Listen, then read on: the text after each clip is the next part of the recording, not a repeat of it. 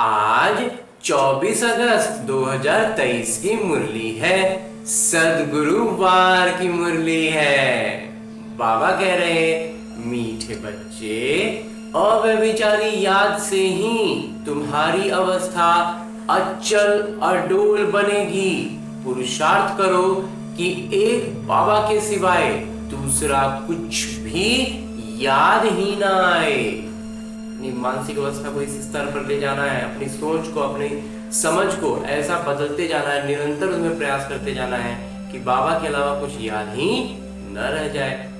और आगे मेरे बाबा प्रश्न पूछ रहे हैं कि शिव बाबा कौन सी सेवा करते हैं और तुम बच्चों को क्या करना है। उत्तर बतलाते हैं मेरे बाबा कि संगम पर शिव बाबा सभी आत्माओं को कब्र से निकालते हैं, अर्थात आत्माएं जो देह अभिमान में आकर पतित बन गई हैं, उन्हें पतित से पावन बनाने की सेवा करते हैं। और तुम बच्चे भी बाबा के साथ साथ सबको शांति धाम और सुख धाम का रास्ता बताने के लिए लाइट हाउस बनो। बाबा का पूरा मददगार बनना है, खुद में भी लाइट हाउस बनना है। तुम्हारी एक आंख में मुक्ति और दूसरी आंख में जीवन मुक्ति हो। गीत है किसने ये सब खेल रचाया। ओम शांति।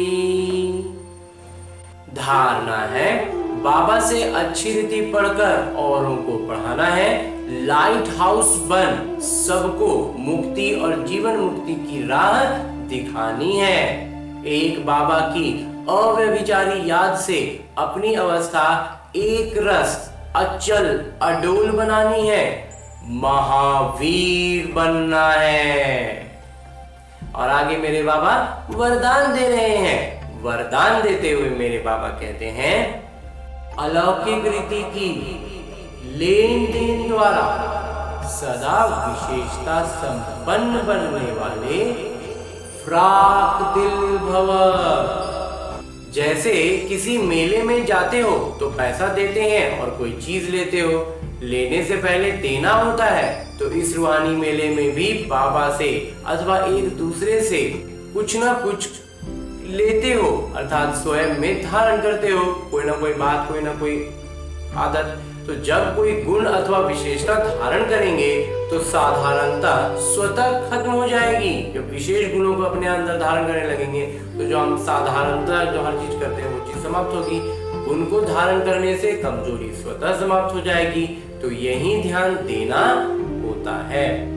हर क्षण ऐसी लेन देन करने में फ्राक दिल बनो तो विशेषताओं से संपन्न बन जाएंगे। और अंत में स्लोगन है, मुरली का उपदेश है, अपनी विशेषताओं का प्रयोग करो तो हर कदम में प्रगति का अनुभव होगा। जब हर कदम में विशेष विशेषताओं को अपने जीवन में अपनाएंगे तो प्रगति का तो अनुभव होगा ही। और आज की मुरली के बाद मेरे बाबा अव्यक्त इशारे दे रहे हैं कि ज्वाला स्वरूप की स्थिति का अनुभव करने के लिए निरंतर याद की ज्वाला प्रज्वलित रहे, निरंतर याद बनी रहे, तब हम इस ज्वाला रूप स्थिति का अनुभव कर पाएंगे। और इसकी सहज विधि है, सदा अपने को सारथी और साक्षी समझकर चलो।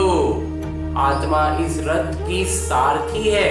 ये स्मृति स्वतः ही इस शरीर से वह किसी भी प्रकार के देहभान से न्यारा बना देती है, अलग कर देती है। जैसे ही हम खुद को इस शरीर में बस एक सारथी की तरह लेते हैं, स्वयं को सारथी समझने से सर्व कर्मेंद्रियां अपने नियंत्रण में रहती हैं। सूक्ष्म शक्तियां, मन, बुद्धि, संस्कार भी आदेश प्रमाण रहते हैं। जैसा आदेश मिलेगा उसी अनुसार मन भी चलेगा और मन के पीछे बुद्धि, और फिर इन दोनों के करने पर संस्कार बनते जाएंगे।